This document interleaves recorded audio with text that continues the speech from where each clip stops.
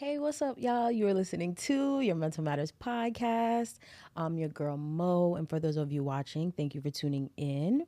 We are back with another episode, and we have a very special guest in the building. It's a pleasure to be here. It's a pleasure to be here. Yeah, we got Jordan here, Jordan Pierre. Yes, there you go. And I want to have you introduce yourself to the people, right? Like I met you. I'll let the audience in on how we met. We met at the Wellness Takeover, right? Which I had the pleasure of being there in the room with so many amazing people. I was a spotlight speaker. I was so nervous. For those of you that, when I tell you I was, the way how I was nervous don't make sense. For the fact that I have a podcast, the way how I was nervous in that moment, I didn't know who I was. I was like, what has happened?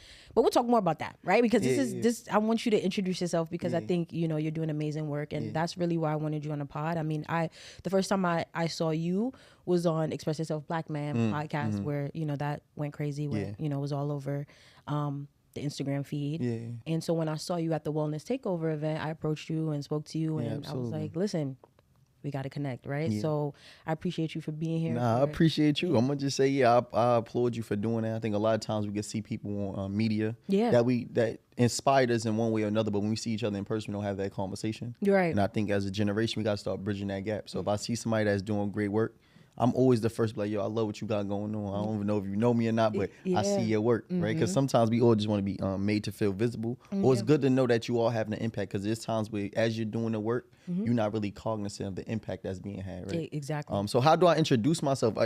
I be having a hard time because I try to put language to it, and I don't really call myself a motivational speaker, right? That's one of the things people label me as, but because my intent when I go to speak is not necessarily to motivate you, it is to educate. You may leave feeling motivated, but the goal wasn't to motivate you, right? So I say I'm a scholar, I'm an activist, and a community organizer, and I say a youth activator. I mean, I when you put me in front of the room, I can activate for sure the youth in our generation towards collective change. So that's and a journalist and then an author. So I love that. I give those titles to myself.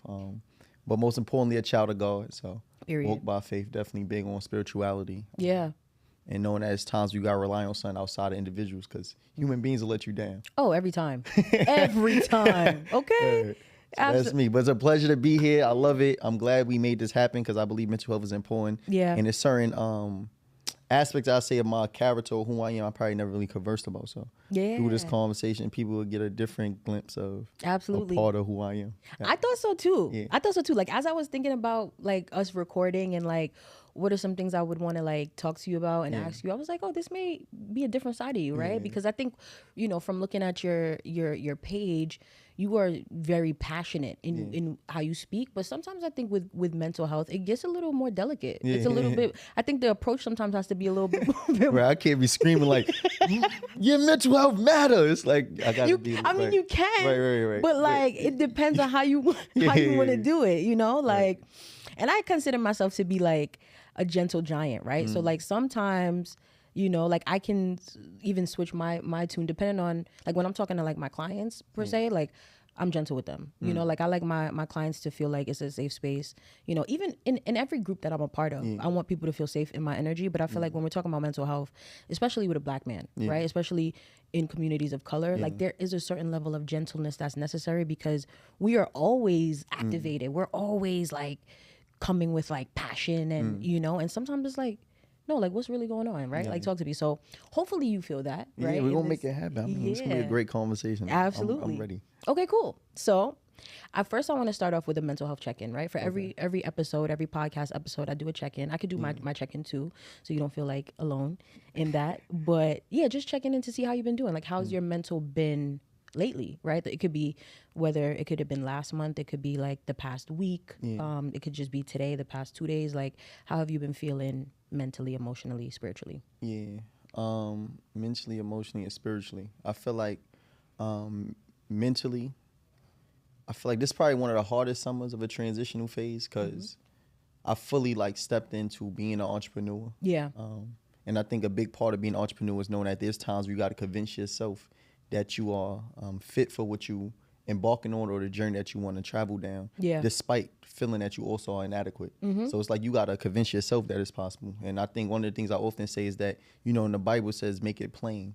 And one of the things I often say is that you got to already tell yourself Well, in the Bible it says, "Before you were born, I knew you. Before you were before you were born, before you formed in the womb, I knew you. Before you were born, I sanctified you and ordained you a prophet towards nations."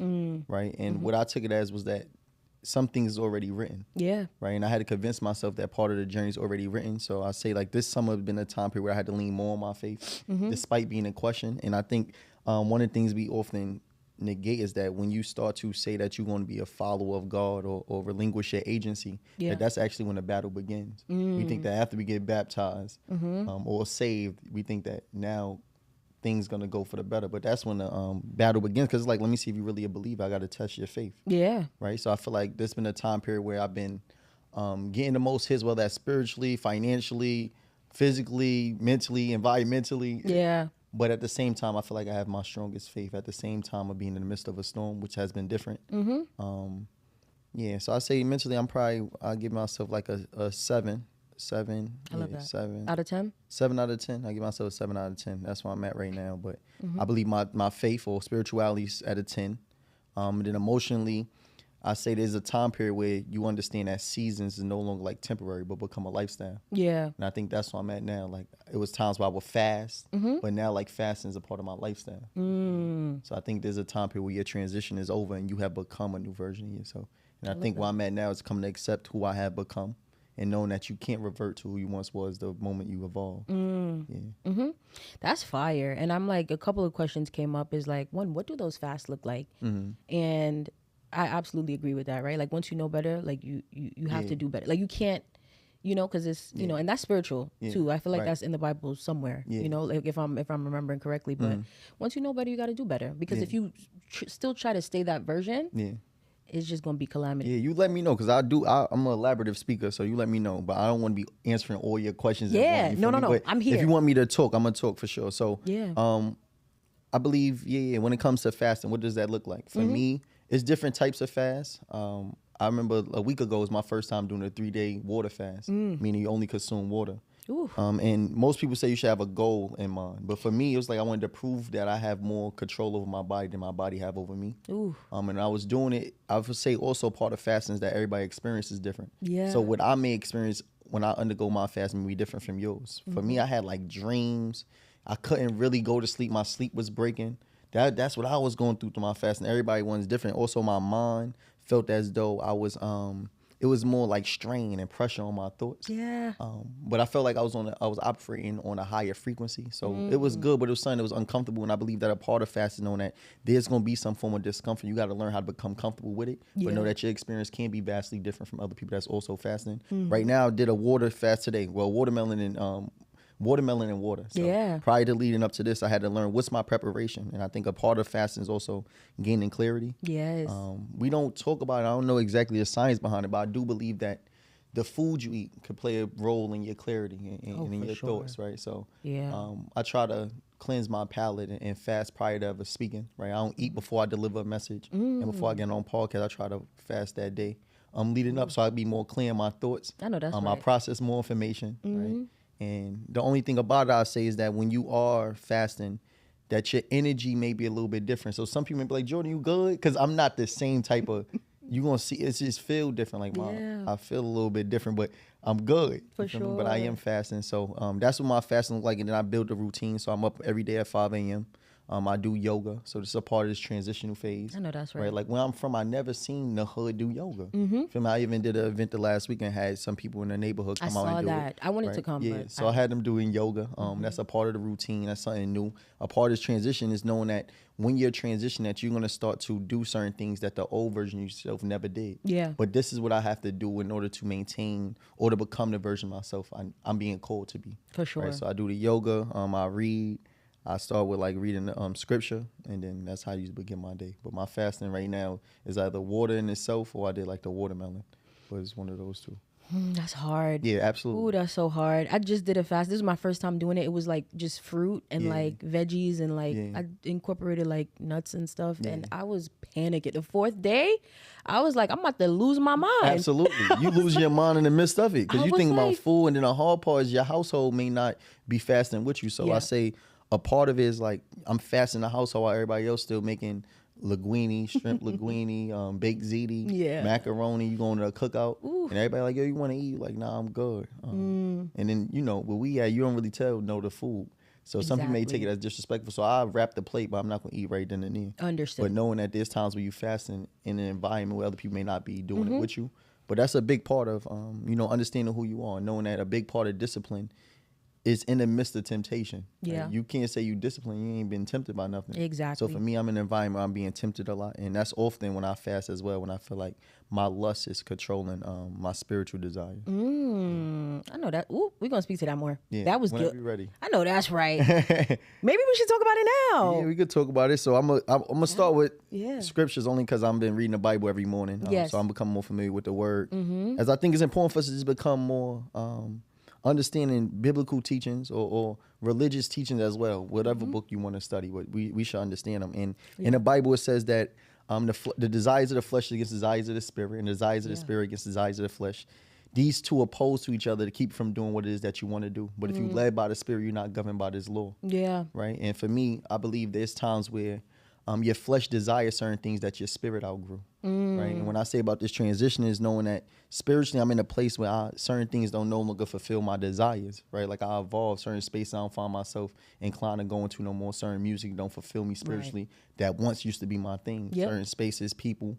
I'm not around certain people that I used to grow up with. Right? So there's certain things that my flesh still desires though, but my spirit outgrew it. And I think a lot of times we try to revert back to a fleshly desire, but you do much more damage because now you're starting to sear your spirit because your spirit is saying that I'm calling you to be something different. Yeah. And you need to be led by the spirit and know that your flesh will follow, but if you're led by the other, you'd be more tempted. Yeah. Ooh, that's so good. I'm over here like you were preaching. Yeah. And it's Sunday. I know that's right. We right in alignment, right? It is Sunday for sure. Yeah. And I'm so curious, which I want to get into first.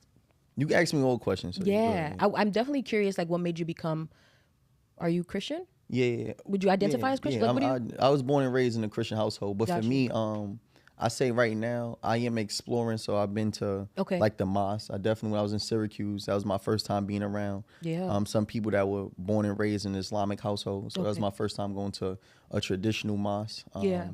And seeing their formalities, their prayers. And even in that, I talk a lot about media. I say one of the things that I had to combat was knowing that there was some programming growing up where those that was part of Islamic faith or Arab, we seen them to be conditioned to see them as like a form of terrorist. So my first time going to a mosque, I had to denounce a lot of things I was programmed to think. Yeah. And that was my first time I really started to understand that media does play a big role in how we see other people. For sure. So when I went to the mosque, see people with their turbans, their hijabs on, by nature, or how it's conditioned, it was to see them as a threat. Yeah. But when I went there, it was like, nah, these people are more than what they being portrayed to be. And I think that was a big part of it. When I got back home, definitely went to church, but I also been to like the Nation of Islam. So that's a different form of how Islam is practiced. Yeah. And so I say I'm learning, but I'm definitely born and raised in a Christian household. Understood. Right, so I think exploration is important. Absolutely. To get to know who you are. And I think we was born in certain households where certain religions was placed upon us. Yes. And we wasn't taught or made to feel comfortable to ever question it. But I encourage our generation to seek to be exposed to more, because the world that we live in, certain things was placed upon us, just like even political parties. But you should question certain things and come to understand that it's okay for you to form your own opinion of the world. Yes, for sure. Ooh, this is good. Yeah. Thank you for sharing that. Nah, anytime. Yeah. And did we get to, I know we did spiritual, we did emotional, did we get to mental? Or do you feel like, are they, because sometimes they overlap. Yeah, I guess I was combining them, but mentally, I say, I'm going to give myself like a 7, because I'm still getting accustomed to who I am today. Yeah. And it's been hard, because you, day by day, every day ain't the same. But each day you got to convince yourself like, yo, we got it. For sure. And I feel like your mind will play tricks on you, right? Yeah. So sometimes your mind will make you feel like you're inadequate at the things that you already proved to yourself that you're good at. Absolutely. Like you already did this in Excel. That why is my mind telling me that I can't do it now? So now you know that one of the hardest battles or challenges you're going to have to wage war against is your mind. Yes. Right? And they say, a man is as he thinketh, but even as woman, your mind is important.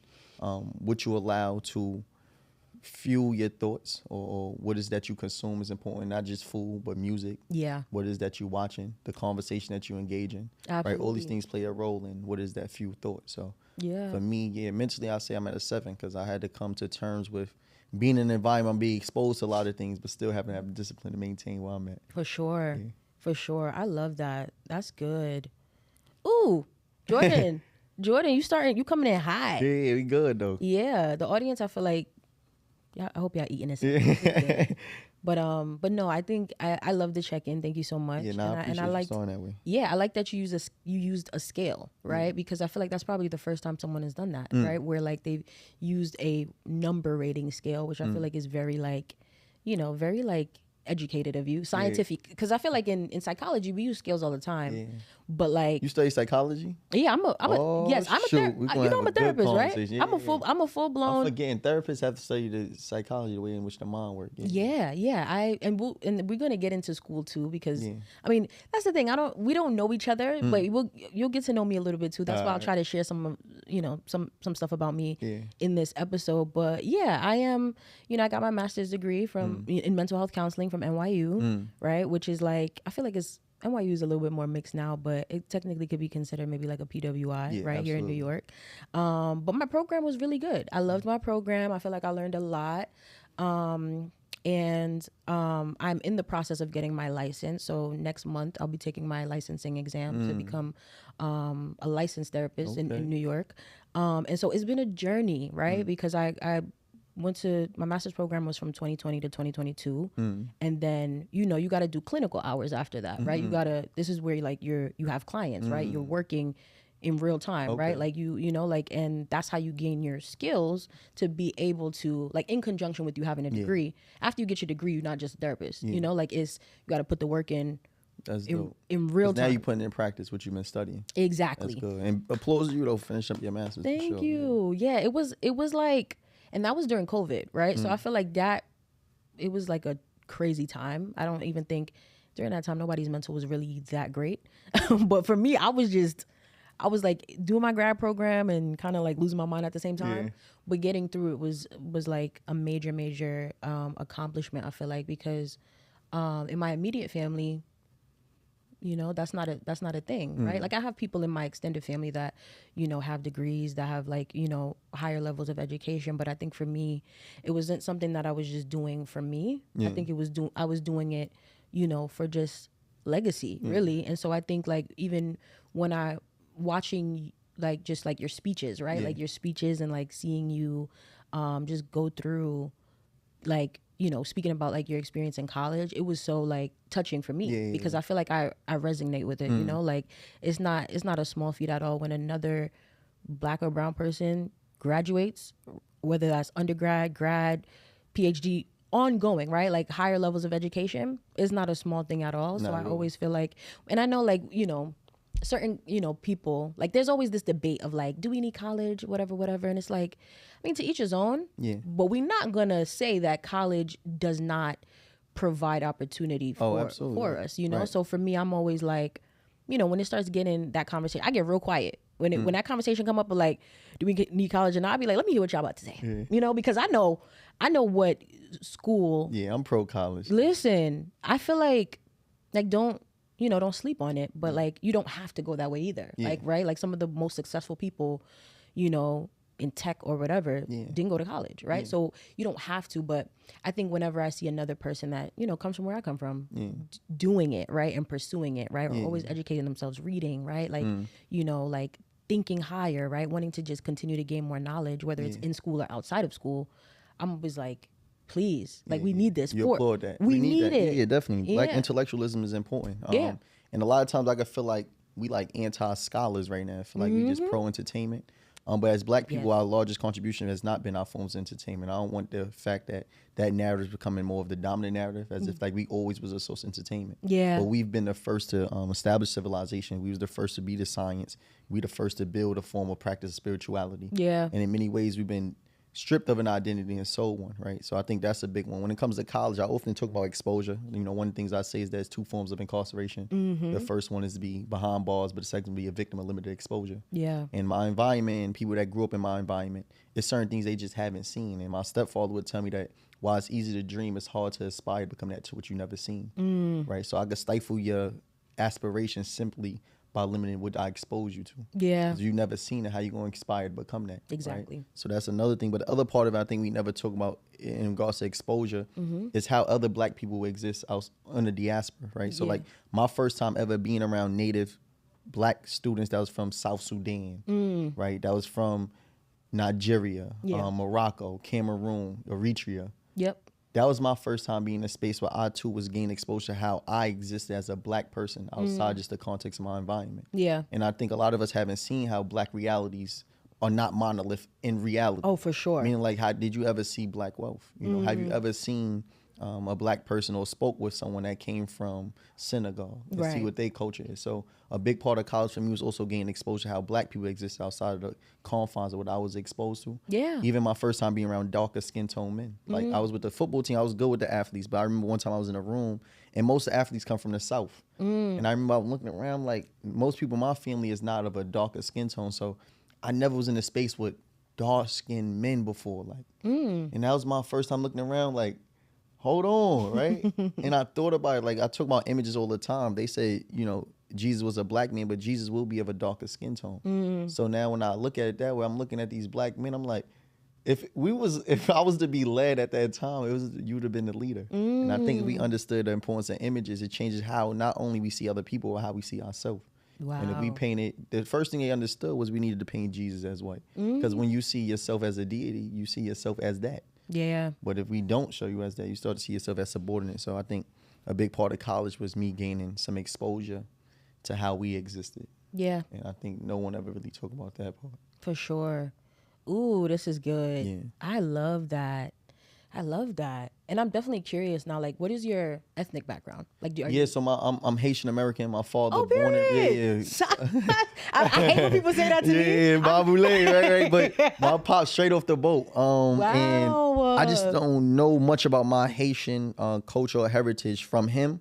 But I did try to find ways to educate myself. So I read like the Black Jacobins to learn about the Haitian Revolution. Yeah. But I think there is much more to be learned. For sure.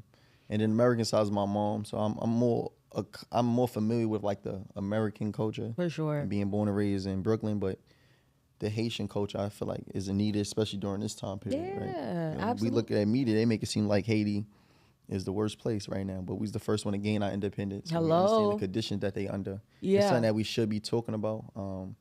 And it's in the book, The Black Jacobin, it says you have to be mindful of how you critique those that's colonized when they intend to rebel, right? Because there's a form of character or a person you have to become, right? And media can find ways to demonize people that's only fighting for their liberation. Yes. Right. So absolutely. When I look at Haiti, I don't believe that it's a place that we should not be visiting. I think you just take the right messengers and people to go there and find ways to organize the people. Absolutely.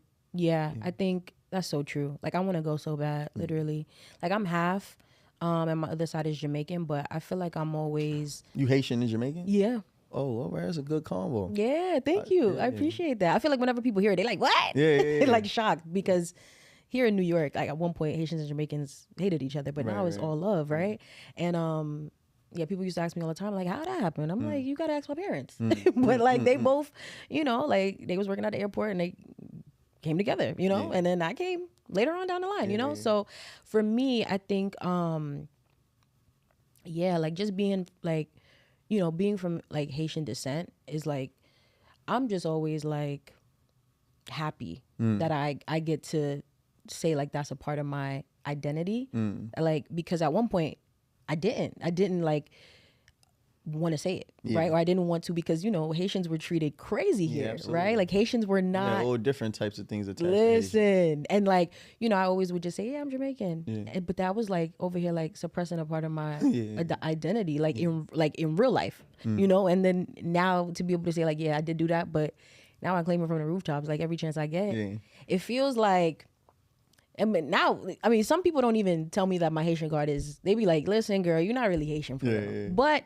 I'm like, I can't take it away. Right. You know, like I fully embrace that now. And like the older I get to, I just want to learn more. And like, absolutely, you know, like, so I think it's a beautiful thing whenever I come across people, other people who are like, you know, that come from that, you know, and even if you're not well versed, you don't speak the language, whatever, like that's a part of you, like no matter what. Absolutely. And so, yeah, I think like, you know, the more you explore, I know you said like your father is, right? Yeah. And so like, is he in your life? Yeah, well, he's in my life. It's a little bit different. But yeah, like we have conversation. He cool for sure. Gotcha. He ain't present like in my household. Right. Yeah, I was raised by my step pops, but we have conversation. We don't talk much about his Haitian upbringing. Got it. Yeah. Okay. We don't really talk about that.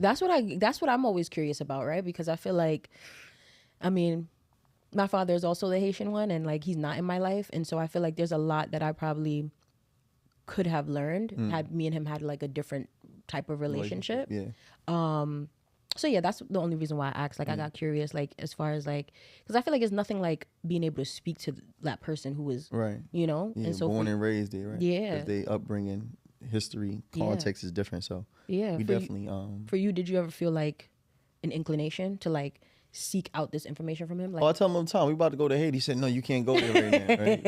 But I don't know how does people come to see their own a certain way, but we too, as Black Americans, have come to see ourselves a certain way. So yeah, I could see what happened, but he would tell me like, you shouldn't marry a Haitian woman.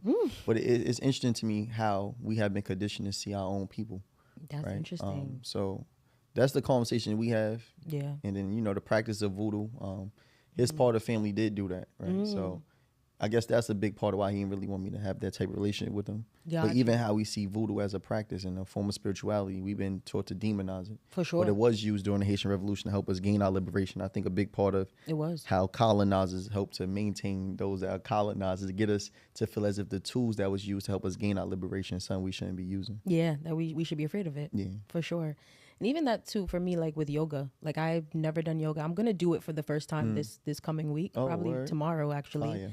Yeah, and I always strayed away from it because me also like coming from a Christian background, being told like there's something demonic about yoga, right? And I'm like, that's where like I feel like you can't just let people tell you things, right? And for me, I had to like just do my due diligence, do my work, see like what exactly is it. And I think like there is something about it where it's like something regarding like certain deities or like where the poses are concerned, like where it comes from and derives from. But I feel like I always say to myself, like, if that's what you think, like that's what it's gonna be for you, right? But like if you just evolve your mind, your thinking, like, like really do the research, like it's not that. It doesn't have to be that. And a lot of times it would come from Christians. That's like, nah, don't do that. It's not gonna, like maybe it'll make you feel better physically, but it's not good on a spiritual level or whatever. And it's just a lot. There's just, with everything, it's something, right? So I feel like people have to like live their life and figure things out for themselves independently. And then of course, you want to bring people into like just the good things that but sometimes it's hard because there's a lot of people against a lot of things. Yeah, absolutely. And it's hard when it feels like as if you combating your household. Yeah. Right. So if your family or the household you're raising, everybody conform to being Baptist or Christians. Yeah. And now you may have taken that step to say, I want to learn about Islam. Yeah. You are going against your family. I think even we think about like conformity, right?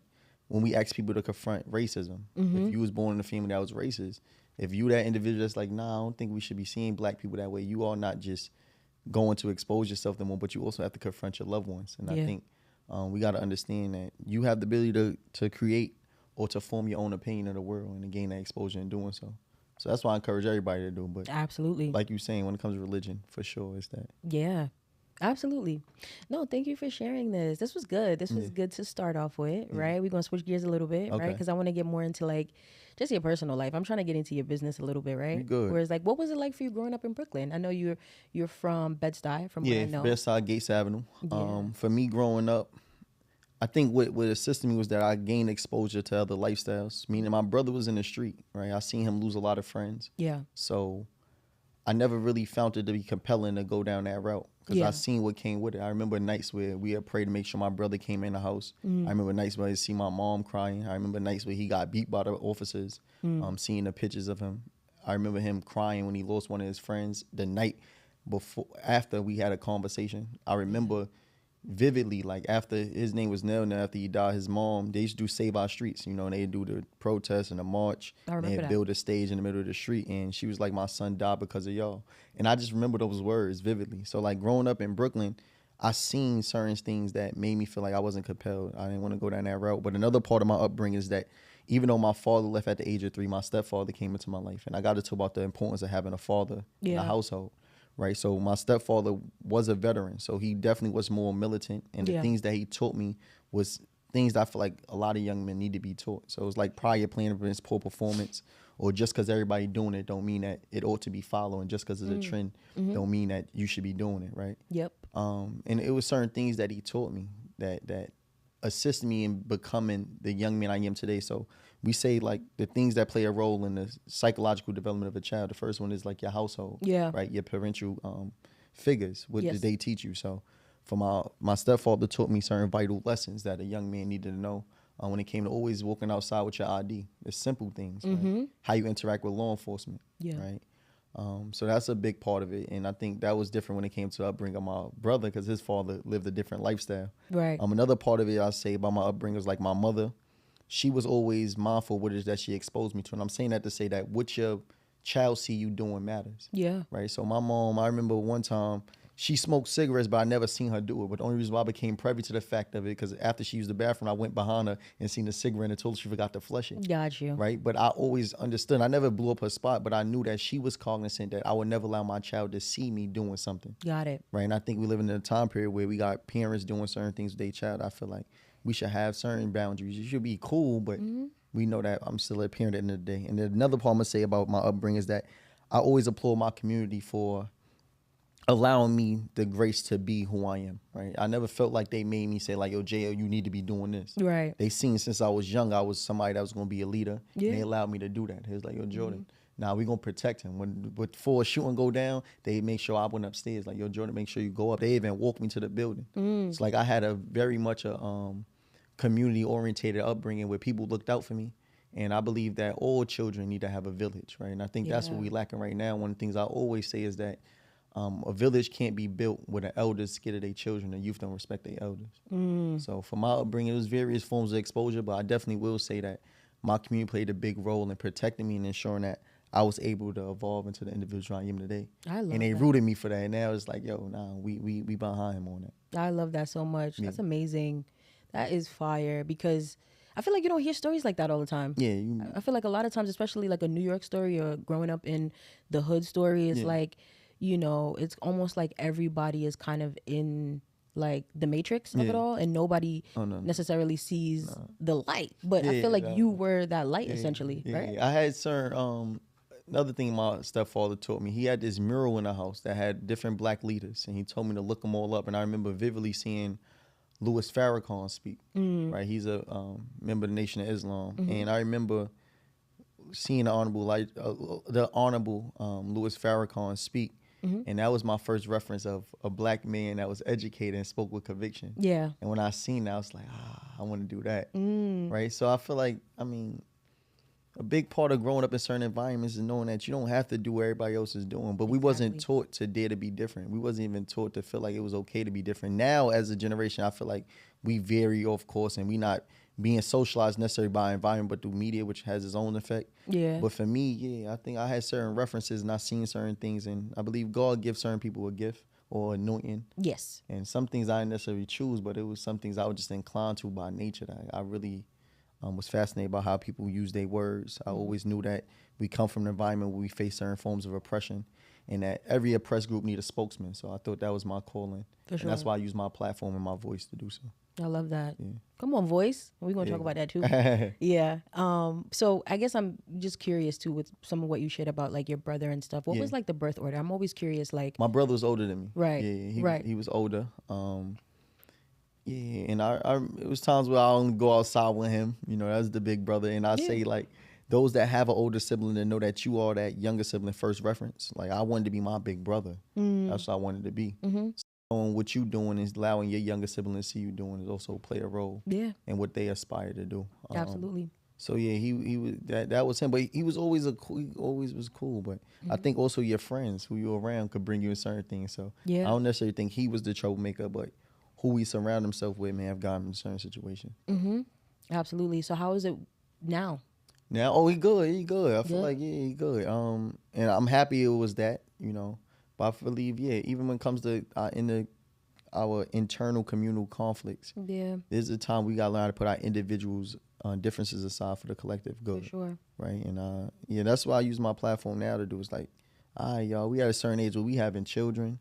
Ooh, you know, Lord. I don't want our children to have to go through or deal with problems that we as adults wasn't able to hash out. And that's what we've seen generationally, like certain things that generation came before us wasn't able to make right, that now we have been passed down and have to find ways to solve. Absolutely. And that's because the wolves that came before us ain't do a great job determining the solution. Then after they create a solution, actually teaching us.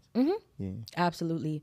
And that's the part that's where the work comes in, right? Because even for me, like I feel like I had a pretty good like upbringing, right? Like, I mean, I did grow up in a single parent household, so I feel like that already in itself, like from just a psychology standpoint, is we would classify that as a trauma, right? When you don't have both parents in the home, like there's already you can already be set up, you know, in some sort of deficit, right? But luckily, like my mom was amazing, right? So if you have one good parent who's pouring in, like you'll be fine. Like I think we need to debunk the idea that like automatically, right, you're set up for doom, because I feel like my mom, I never, you know, felt like I was without, right? But I think that there are some things that like generationally, right, when we're talking about generational trauma, things that like great grandmother and then grandmother were carrying, that is already in my DNA, right, without like any choice or say so in the matter, right? So some things too, I feel like for some people who are like, why am I struggling with this? Like, what is going on here? Is like, do your history, your family history, right? And like those things too, like you don't have to necessarily just fall into the generational things once you have that knowledge of like, this is what, you know, like even certain patterns, right? You might not have seen like abuse, right? Like I'll use abuse for example. You may not have seen abuse in your immediate family growing up, but for some reason you may find yourself in an abusive relationship, right? Or abusive cycle. And it's like, how I end up here, right? My upbringing was amazing. My parents was great, whoop-de-whoop. And then maybe like, not your grandmother, but your great-grandmother. There was a cycle in that system of, you know, what was going on. There was a cycle of abuse there that you had no idea about, right? Like being privy to those things, I think also help you in present moments, because like I know that there's a history of abuse in my family history, me personally. I've never seen my mom in an abusive relationship. I mean, she probably made the choice to be a single parent because she didn't want me to be exposed to certain things, right? Because I think to a certain degree, like there's a choice. Like she could have found someone and, you know, like she could have. But she was like, nope, I got my kids. I'm cool, right? Because she went through whatever she went through before. And me not witnessing abuse is amazing, right? Because now I know like the things she instilled in me, like never do this, never do that. Right? Like my mom also told me never put your hands on a man. Right. My mom told me that. Right. And this was just, I was young. Like she just was like, listen, no matter what, don't do that. Put your hands up. Right. And I always carried that with me. Like I've never had the desire to hit a man anyway, but I've been mad before. And I was like, I've never had the desire to really like in real life though. Like you may have the thought of like, I could smack you right now. Right. But like in a relationship, right? That desire never came over me. I never felt overcome with emotion to the point where, you know, where there's some people, and a part of that reason I think is because of that being said to me from young. Like that's one of the things that my mom said that always sticks with me is like, don't do that. Right. So, but with that being said too, because I know that there's a history of abuse, she's gone through things. My grandmother has gone through things that were abusive in nature. I didn't see it. I just heard the stories. I know that that's there, right? In the pool of like them being, from what it sounds like to me, victims, right, of abuse. Now, like, if I'm ever hear of any abusive situations, like with friends and stuff, and it's like, oh yeah, I smacked it. You know, like how people could get, where it's like, oh yeah, I smacked, whoop, whoop, and it's like, no, don't do that. Just de-escalate, get away from it, right? Break up, cut ties, no contact, delete. But that's based on what you was taught. That's just based on what I was taught. So I learned that too, and I talked to my brother about it because he often tell me like, you change the conditions, you could change the individual. Yeah. And he helps me to sometimes realize that it was certain things that I just never seen. Yeah. Right. So a big part of is the exposure, right? It's some things I just haven't seen that played a role in who I have become today. But understand that everybody had different conditions. Yeah. Right. So that's what I'm saying. Conditions and environment is important, but the things that you can control, I say control. Yeah. In regards to what you expose your child to. So absolutely. Yeah.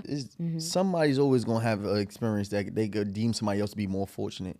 You For have sure. you have no parent. You have a single parent household. Some people had no parent. Exactly. And some people say they can't walk. Some people was in a wheelchair. It's always gonna be somebody that has a situation that can say that those that's before them is fortunate. I just say that when you understand that you have or you have some form of fortune, that you would find ways to assist those that may not have been granted the same privilege. Absolutely. Yeah. For sure. Because a father figure is important, definitely when it comes to psychological development of a daughter, right? Because your first reference of a man was going to be your father, but not having a father in your household played a role. Yeah. And if you sit there and you think about it, it's like, how did that impact the characteristics that I want the man that's in my life to embody? Yeah. Right. So we talk a lot about how our fathers play a role in a role of our children and definitely our young men, but they definitely played a central role in the development of daughters. And you could tell the difference between a young woman that had a father in her life, even how men treat her, right? Because I remember one time I talked to a young lady and she was like, yeah, you got to meet my pops. When a young man understands they got to meet a father, he knows he got to come a certain way. For sure. Right? It is a difference. Even though what she demands out of a man is different. And then, in certain religions, the first person you got to meet is the pops. Right? Yeah. So your intent with that woman becomes different. So we got to understand how a father not only plays a role in the development of a young man, but also in his daughter. And he plays a big part in the protection and the shield. Yeah. Certain young men ain't going to talk to you if they know that the first person they got to meet is your pops. Or at least his intent must be more pure than this is true. If he wasn't present. Yeah. I love that. That's a whole gem right there. Yeah. Absolutely. And I feel like, I had the conversation on Express Yourself Black Man. Like, we both had the pleasure of being on that platform. But I talked a lot about that because, and shout out to Kizzle, where he was asking a lot of questions about, like, my relationship with my father. And that kind of came up. And it was just like, yeah, like, there's just some things I wouldn't know because I didn't have that experience. That more like, that nuclear family, right? That's what we classify it in psychology. It's called nuclear family when both, parents are there and it's a child and everything. That more traditional way of being, I can't relate to, but I can say that, like, and sometimes what I like to say too, the way that I kind of thought about it is that maybe if he was there, my childhood and upbringing wouldn't have been as great, right? Because it sounds like there were things going on prior to my existence that weren't the healthiest, which is why my mom chose to, get away from it. So I always try to look at it like, you want to have the right father there, right? Like, you want to have a healthy parent there, healthy enough, right? To where they are that stand-up man that wants to meet the boyfriend, that wants to instill certain things in you, that wants to protect you and things like that. Because you could have a father there, and maybe he's negligent. Maybe he's not paying you no mind. You going outside, you doing whatever you're doing. You coming back, you hiding, you being secretive, whatever, and you still learning your own way because he's not there. So I think it's never black and white, but I do think, like, women who have fathers. Remember when I was younger too, I used to get sad, right? Because I used to have friends, close friends, sleep over their house and both of their parents is there, right? They cooking dinner, they having dinner at night, watching TV, and I'm there. I'm the best friend, I'm the close friend, and I'm eating dinner with them, and I'm just sitting here looking like, when I go home, my house don't look like this. I eat with my mom, we watch some TV, I go to bed. Like I'm doing whatever, like, a young girl will do, but it's just more independently, right? And like, I feel like there is some, like, sadness in that, but I guess I feel like I tried to, always look at it with the glass half full rather than empty. And it's worked for me, but that's not everybody's experience. That's not everybody's story, for sure. Yeah, so this is good. This is good. No, thank you. No. Thank you for what you shared so far. And then I want to get into The Voice, right? What made you start, well, even before The Voice, because I feel like before The Voice came, you went to Syracuse, right? You went to Syracuse University. So I do want to talk about, like, was there a moment where you say, you know what, this is the school that I want to go to and this is why? Or was it like, how was your Yeah. So first I went to Eagle Academy. Okay. Right? I went from Eagle Academy as an old boys school, and I was there from 6th to 12th grade. So I never been in a co-ed environment. That's important because when I went to Syracuse, first time I was in a class with girls. Like that was different. It's a whole different experience. Yeah. And you see the social interactions and how young men act much different when a woman is present in the environment or definitely in the classroom. So that changes. So? Let's talk about it. Yeah. I mean, the first one is how we communicate. So you wouldn't really address a young man if we have something that we need to talk about in the presence of a woman, because now pride plays a factor. Right. Right. Because now it's like you trying to show me out in front of the woman. Right. So if you ever had something you wanted to say, if a woman are present, it's like, yo, bro, we can step in the room, talk real quick, because it's going to be taken different. Right.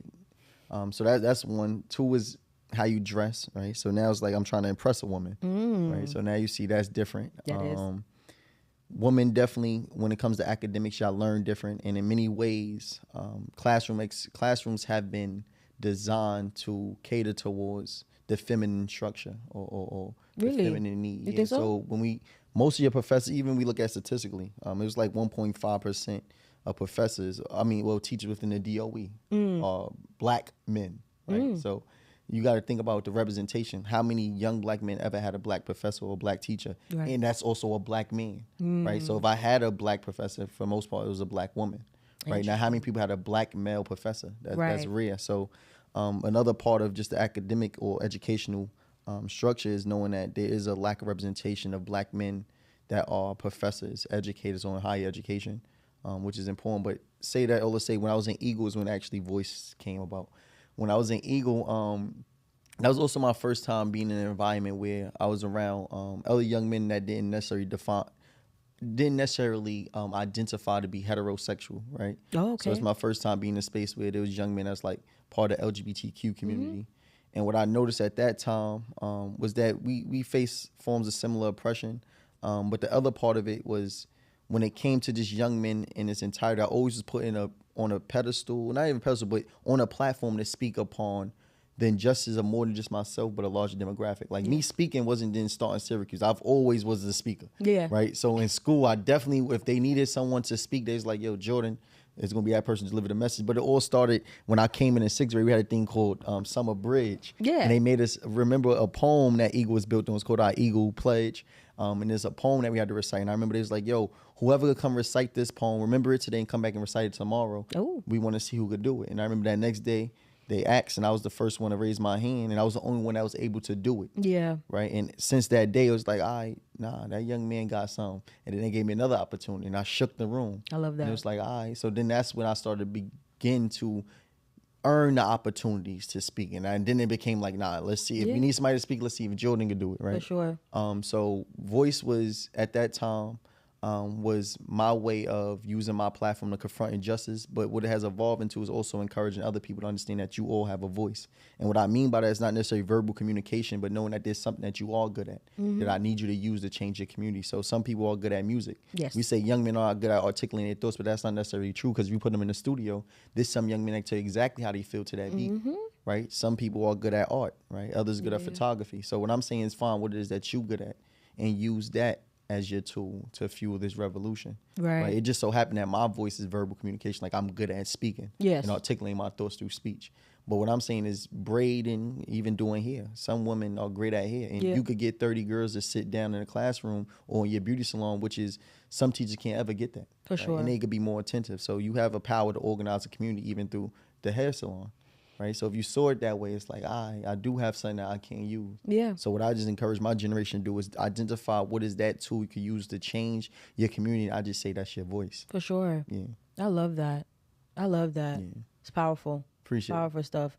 And I know we talked about the generations, right? Because I know there's generations. What do you identify? Are you a millennial? Are you a Gen Z. Are you Gen Z? I feel like I saw you say that somewhere, and I was like, are you? Yeah. I'm Gen Z. Many people going based on, if I like spiritually, I might be like a millennial or like like older baby boomers or something. But, listen, you give baby boomers.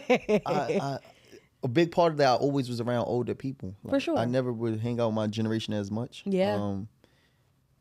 But I had to become accustomed to that. Right? I think that's amazing. So you're going to see many people think that I'm older, right? I was with the upperclassmen in Syracuse for sure. And then it was harder starting to hang out with my age because our interests start to vary. It's a little bit different. And many people, I got certain morals and principles that was instilled for me by my father, though, right? Like my stepfather. As an older man that was in the military, that seen the world, he was part of the 5%. He was part of different groups. So his teaching, right? So I'd say you also gonna see the difference in who I am based on my structure in the household. Understood. So it's certain morals, but yeah, I definitely was around older people, and many people may think I'm older than what I am. Yeah. And I learned that, but it's not necessarily a bad thing because it's not. When I speak, I come across older, but many people say I look younger. Yeah. I was in the airport and I had Juan to bring it back from South Africa, and I was like, "Yeah, I do have Juan." She said, "How old are you?" Like I said, 24. She said, "You look 18." I said, "Damn, like." That's pushing me down, right? But so many people do say I give off for older. Yeah, I feel like I didn't know. I couldn't gauge it. I was just curious because I know like this podcast is for the millennials, right? That's in my intro, right? Like from first episode ever recorded, I say it's for the millennials. Oh, we good. So if it's for the millennials, we need y'all for sure because the millennials are becoming our educators and our teachers right now, and I believe y'all play an important role because most times millennials will be my older brothers and sisters, right? Yeah. So y'all was our first reference of what it is that we wanted to be. Y'all play an intricate role in passing down information, so you gotta do a great job on educating yourself, right? Absolutely. But knowing that we do need y'all, and I know my generation. Gen Z is amazing. Gen Z may be a little bit different from y'all. We're not going to poop on y'all got different cultural experiences, you feel me? But we need y'all for sure. One thing I will say is even though, right, I say this is for the millennials. Yeah. This podcast is open to all different age groups, demographics. You gonna have some Gen Z now. I'm here. Because I love this because you're a Gen Z that like you're vocal. I feel like Gen Z, the differences. I don't know a lot of Gen Zs that are like as mature, right? Because that's where I think is like, in my head, because of course we're not like, oh, how old are you? Off rip. It's more of like, it was for one, what you represent on the internet, right? Because social media plays a part in like, when we're talking about generations, Gen Z, millennials, right? Like we're the main ones heavily on social media right now. But like your maturity level and just the way in which you speak, I feel like is needed for just Gen Z. Yeah, absolutely. Right? And I'm glad you brought me up here because I think it's important for us to see how we exist. Yeah. Outside of what it is that we being shown. Yeah. Because we exist differently. And many people, when they hear me speak, they may think like, Jordan, like, you need to do some public speaking classes and teach us, right? But I do want us to know that it's an important skill to learn how to effectively articulate your thoughts and know that don't make you white. Right? Oh, no. We try to say that having an expensive vocabulary for some reasons we attach to whiteness. But again, we were the first scholars. And knowing how to articulate your thoughts in a manner to which people can understand that don't come or relate to your experiences is important because now you can communicate to different demographics. Yeah. And that's why I try to educate definitely my young men to understand. It's like, yo, you don't have to be mud, slime, bro. Yeah, you can use that, but also knowing how to articulate your thoughts a little bit different don't make you no different. Oh, absolutely not. Yeah. That's why I'm always like, sometimes I do feel old, but it's around people. That's why I'm like, I feel like we're peers here, right? But I feel like the times when I'm communicating with like maybe a Gen Z, right, or the YN, right? If I'm talking to a YN, which we love the YNs deserve all the love, right? Especially because they out here going through going through a lot. Yeah. I'm always like, talk to me. Yeah. Right? Talk to me regular. And I think sometimes too, there's something that can be misconstrued sometimes. And I feel like it only happens in our, like the Black and brown community is the more educated you are, somehow like there's like this separation that happens, or like one can think, oh, I'm better or I'm more, and it's like never. Yeah. Okay? Never. Like So even on that, I want to encourage people because again, I'm in media. I always got to bring it back to see the film that just released by Spike Lee called Highest to Lowest. Mm-hmm. And in that film, he talks about, well, one of the things you're going to see is that just because I may be in a certain position don't mean I ain't never been a part of sure. Just because I may be depicted to be a part of this high don't mean I ain't never been low, right? Exactly. So I don't want us to have that disparagement with one another. And when I speak, I don't know if I get that. Sometimes I do, but I know how to make it relatable. Yeah. I mean, I could bring it back home. And there's going to be certain things I'm going to say that like I say, feel me, like that's just a part of how I talk, right? So I still have certain demeanors, but I definitely try to educate our young Black men to know that, like, you don't have to just speak in one manner. Mm-hmm. That don't change who you are. Yeah. That don't change, blackness is not based on your language. No, I think that's the beauty of being black, is that absolutely. we could change the vernacular, we could switch it up. Right. You know, like people, you know, like I remember, and shout out to like my supervisor.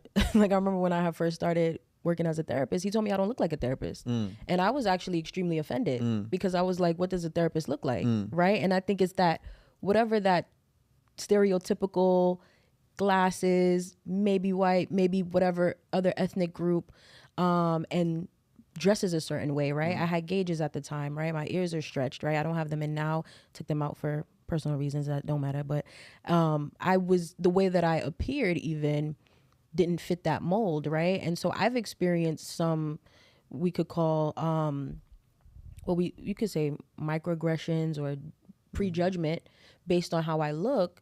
And so I understand that. I resonate with Gen Z too, because I do feel like Gen Z gets it hard, right? Where like people can be like, "Oh, this generation is crazy." Woo, woo. I'm like, at one point we was that.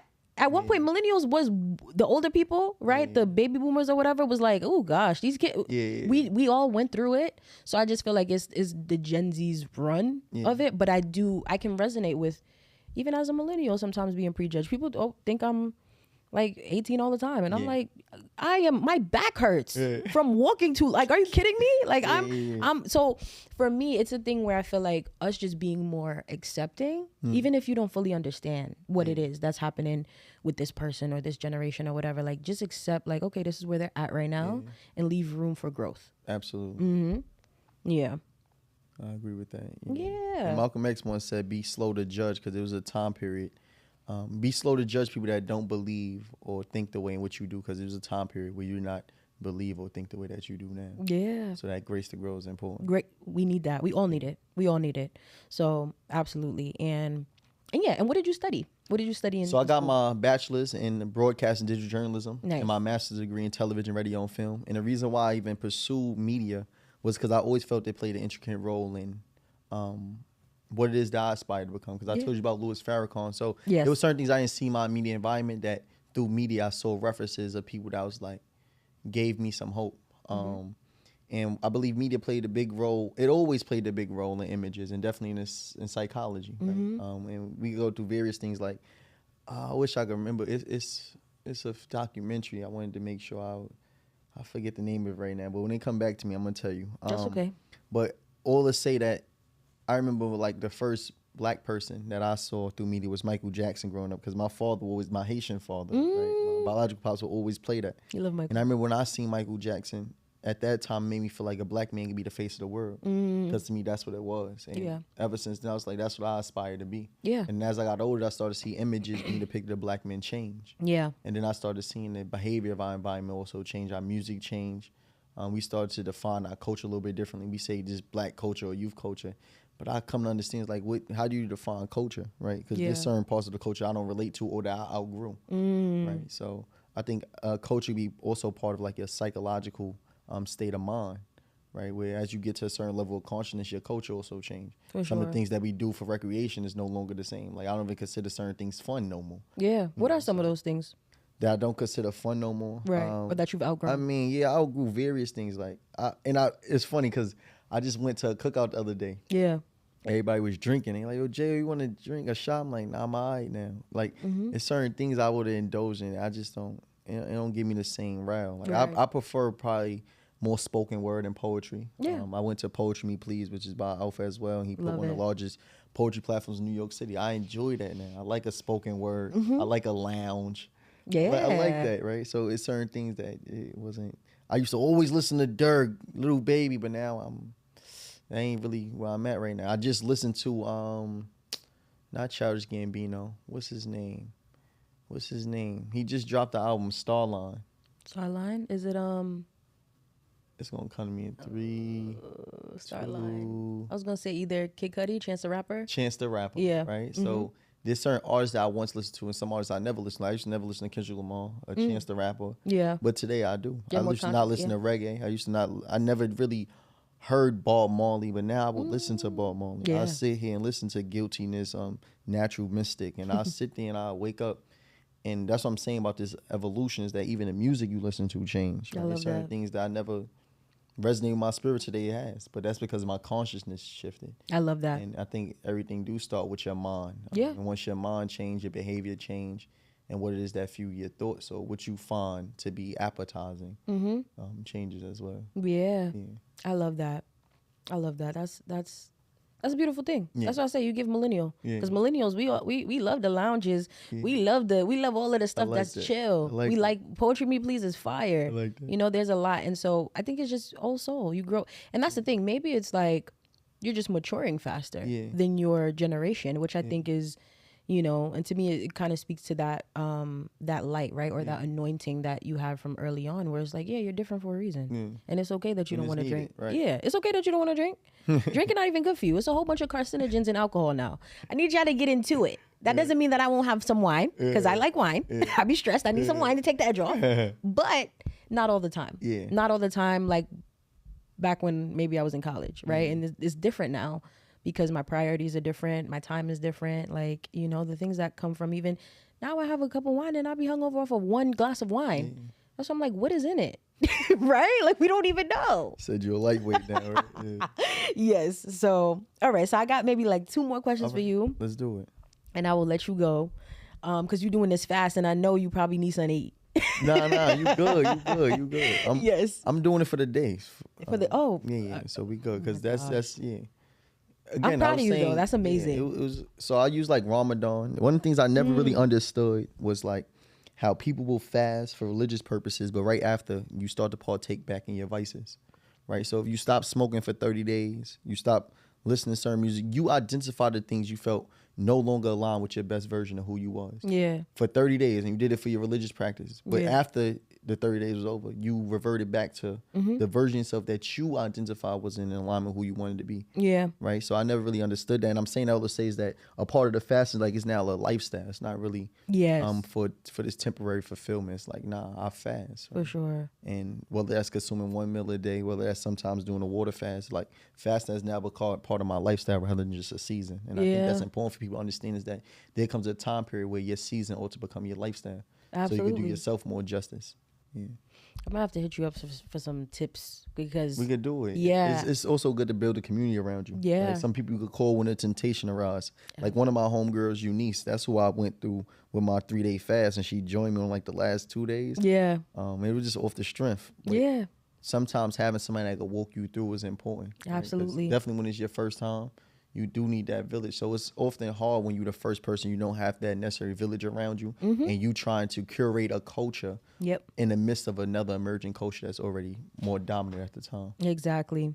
Yeah, for sure. I think it's amazing. Like I did that first one. That was probably like, that was last week. And I want to say I got through a solid 4 days, and then I was like, I feel like I'm losing it.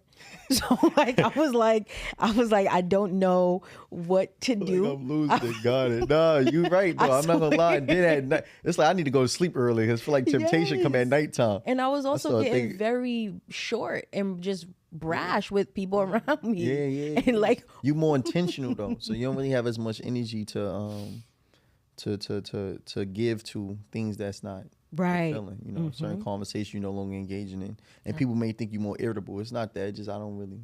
Yeah, you will see that for sure. I felt like I was irritable though. I'm not gonna lie to you. I was going. But that's why you're supposed to breathe. You figure out what's that grounding that you need to do. I have to feel like that start. Next time I'm gonna do it better, because I feel like for me it wasn't a spiritual thing. It was me just wanting more discipline with what I was consuming. It's gonna be hard regardless. Yeah, you know the temptation will come, but that's why I said community helps. Yeah, but knowing that the temptation gonna be there, and the thing about it is just you have to make the conscious decision and say I'm not gonna do it. Right. Like I don't want you to think that the temptation not gonna rise. It may get stronger, but it's now that you just would no longer give life to some of the things that you said you want to kill. For sure. I don't want to. Absolutely. Yeah. Okay. So I'm definitely I'm gonna hit you up for some tips next time. That's it. Might do it again like next month, September. But yeah, just 2 more, and then we'll end.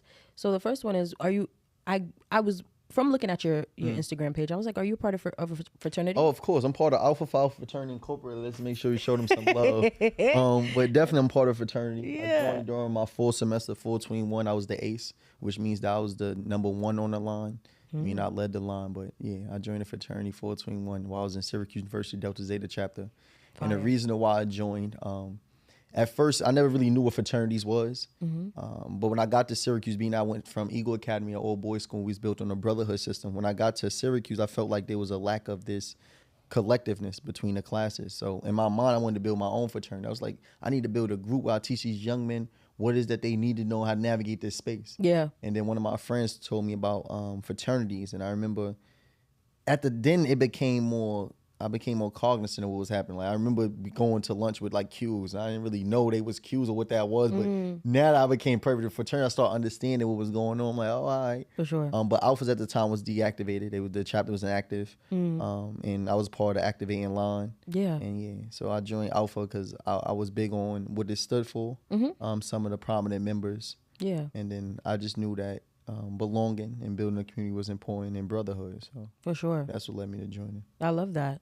Yeah, shout out to the Alphas. Yeah. We like Alphas. For sure. What you got, a question about fraternity? Yeah, no, I mean, listen, that's what you... I almost became a Delta, but that's a story for another day. Okay. I definitely loved the Deltas. Right. There was also like a multicultural org on campus that I thought about too.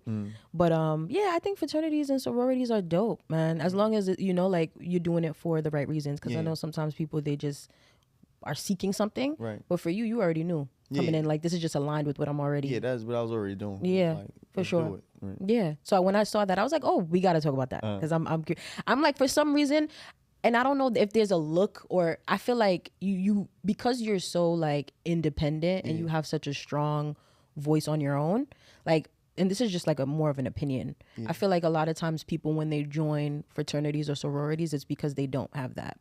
So that's why I got curious, like, what was it for you? I remember that because I remember actually young me and I wanted to join. He told me that. He's like, nah, to be honest with you, I already got my own brand. I'm good on my own. But I told him that the world and the mission is bigger than just you. Yeah. Right. So if our leaders and those that already exhibit certain characteristics feel like they now don't want to be a part of a community because they can build one on their own, I think that's more detrimental to it because we need our leaders to still play a role. Got you. So with fraternity. So I'm part of fraternity. I just believe that our Greek organizations, we have to reassess our purpose in the role that we play during these times. Yeah. We were built on collegiate experience, on collegiate colleges for the sole purpose of our belonging, because there's a time period we couldn't congregate on a predominantly white institution. But I do believe the need and what we ought to serve today is a little bit different. Yeah. And we deviate from our purpose in many ways. Right. So, there's a time now we have to revert back to community organizing. For sure. So we need to expand to offer just collegiate spaces to now saying, how do we organize our young black men, whether they want to join the fraternity or not, but how do we begin to organize our communities and serve the purpose to which we was created for? For sure. I love that. I love it. And I guess one final question, right? Where we could wind down here, unless there's anything else you want to add or share with the audience, is what's a message that you feel like black men need to hear or learn that they are struggling with? A message from our black men. All right, so I just came back from South Africa, and I guess one of the things I'm gonna say is that the first step to ever dismantling any empire is first by degrading its men. And I believe that from going to South Africa to coming back here, what I noticed is that one of the things that divide us is our lack of education on the oppression of one another abroad. When I went to South Africa and I seen the oppression that they faced with apartheid, it was similar to what was happening in Jim Crow.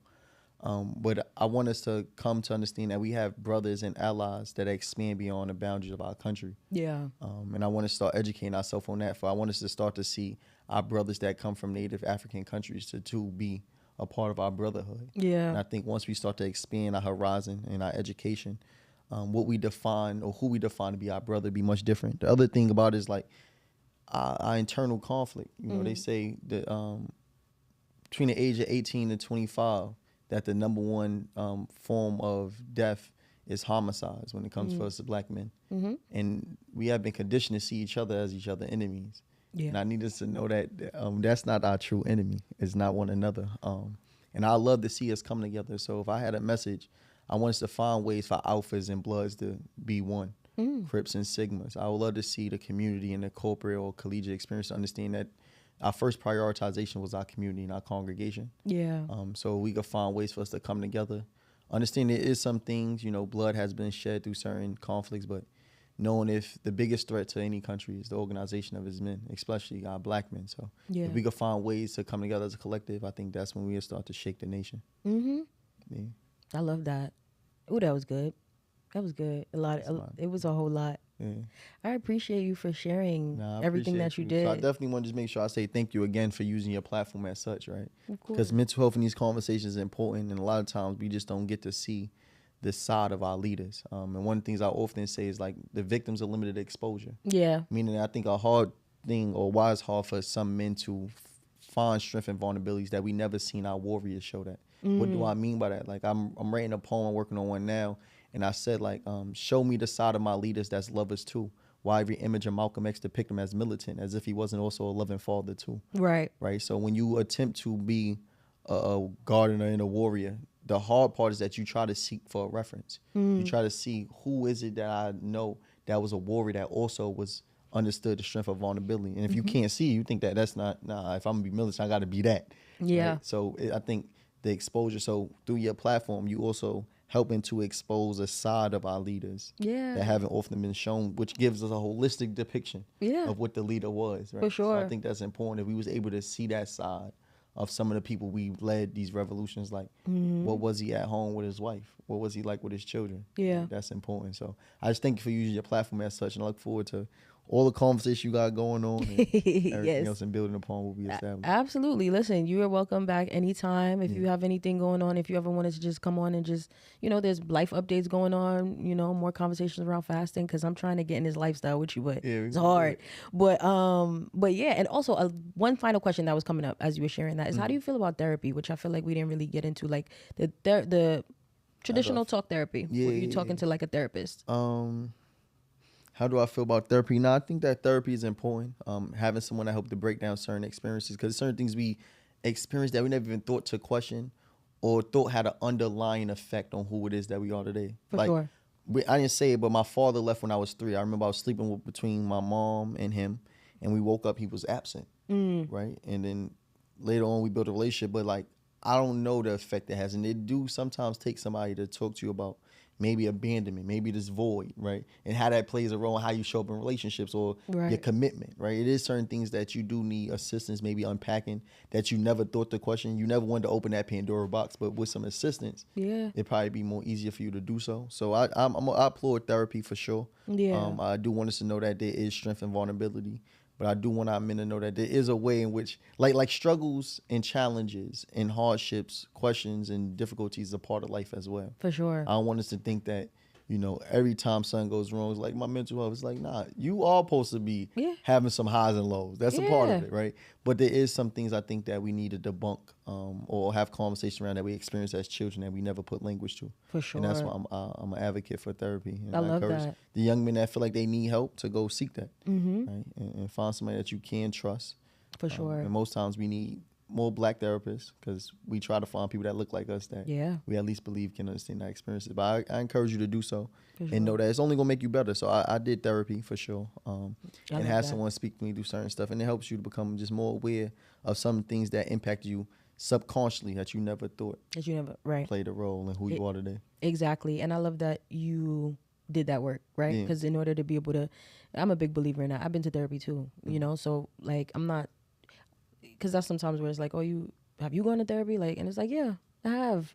It's not that scary either, right? Like, it's like when you find the right one, right? So I'm glad to know that you did that work and that you are an advocate for it, right? Because I think, there are still, even though it's growing and it's getting better, there's still like Black men and some Black women too that are like still like opposed or resistant to it for whatever those reasons are, stigma, all of the things.